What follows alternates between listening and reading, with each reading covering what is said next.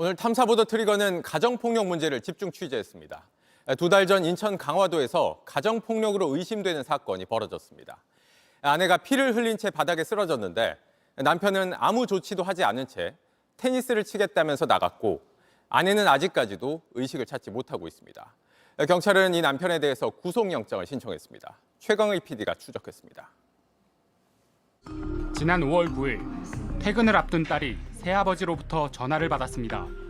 새아버지가 하시는 말씀이 집에 오니까 엄마가 술을 먹고 이렇게 쓰러져 있다.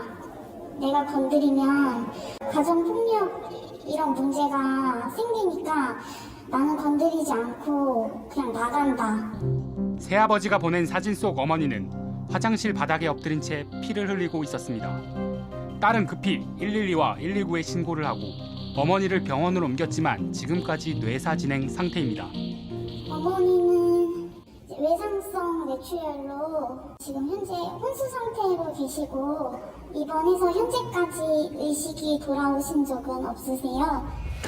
원인은 엎드려 있던 모습과 달리 뒷머리에 가해진 강한 충격 때문인 것으로 확인됐습니다. 그러니까 뒤통수랑 이제 콧등에 이제 찢어진 열상들이 보였고 후두부에 엄청 넓은 부위에 이제 자상이 있었고 특히 뇌에 고인 피는 오랜 기간 있던 것으로 과거에도 머리에 충격이 있었을 가능성이 제기됐습니다. 아직도 머리가 아프다 그랬어요. 왜 빈정없이 여기 때리니까 흔적을 부리고 때리니까 여기 앞에 마지막 만났을 때 저거 이모티를 데리고 갔어. 몸 곳곳엔 멍자국도 확인됐습니다. 사건 다음 날 인천 강화도의 집에 찾아간 A씨가 찍은 사진입니다. 집안 곳곳엔 몸싸움이 벌어진 흔적과 핏자국이 보입니다.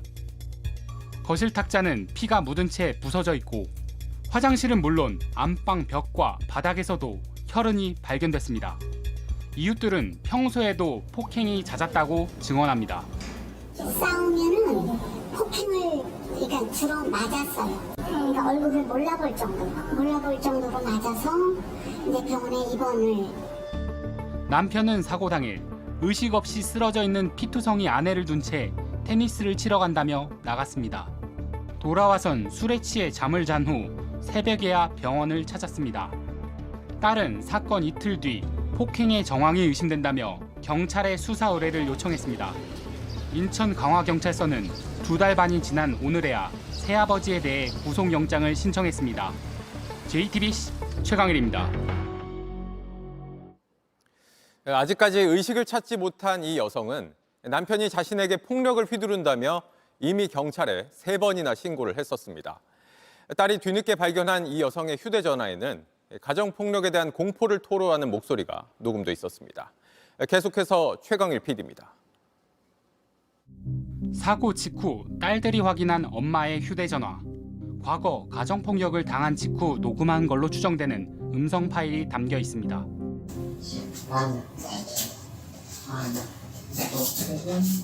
내일부터 사랑한다. 나 어떡하지? 왜 이래? 좋지. 10년 전 재혼한 엄마는 딸들에게 가정폭력에 대해 말하지 않았습니다. 아직 시집도 안 간 딸들한테 어떻게 그런 말을 하겠냐. 내가 그렇게 매 맞고 산다는 말을 어떻게 하겠냐. 엄마가 새아버지를 가정폭력으로 3번 넘게 신고한 사실도 알게 되었습니다. 언니, 빨리 좀 그러는 거야. 왜? 그러니까 지금 얘가 나를 죽이려고 한다는 거야. 죽이려고 하니까 빨리 와버려. 그래서 새벽이잖아요. 네가 급하면 119라도 부르고 신고를 해라. 그런 적이 몇 번 있었어요. 2019년엔 다리 골절도 있었습니다. 부러졌을 정도로 얘 그렇게 심하게 다쳤었어요. 그래서 이제 알고 보니까 그날도 이제 폭행을 당한 거야. 하지만 모두 처벌 없이 종결됐습니다. 쓰러진 아내를 두고 떠났던 남편은 이번에도 2달 반 동안 일상생활을 유지하고 있었습니다. 그때 그 아내분 집에 두고 나가신 건 맞죠? 아니, 그러고 싶으시면 사실이 아니라는 거예요, 그건? 사실이 아니에요? 아내 폭행력으로 그 과거부터 가정폭력이 있었다는 사안에 대해서 어떻게 생각하세요? 아직도 그래요. 경찰은 초동 수사가 미흡한 측면이 있었다면서도 철저하게 수사하겠다는 입장입니다. 이게 되게 비극적으로 느껴지고 비참하게 느껴지고 이런 가정폭력은 결국에는 죽어야 끝나는 건가? JTBC 최강일입니다.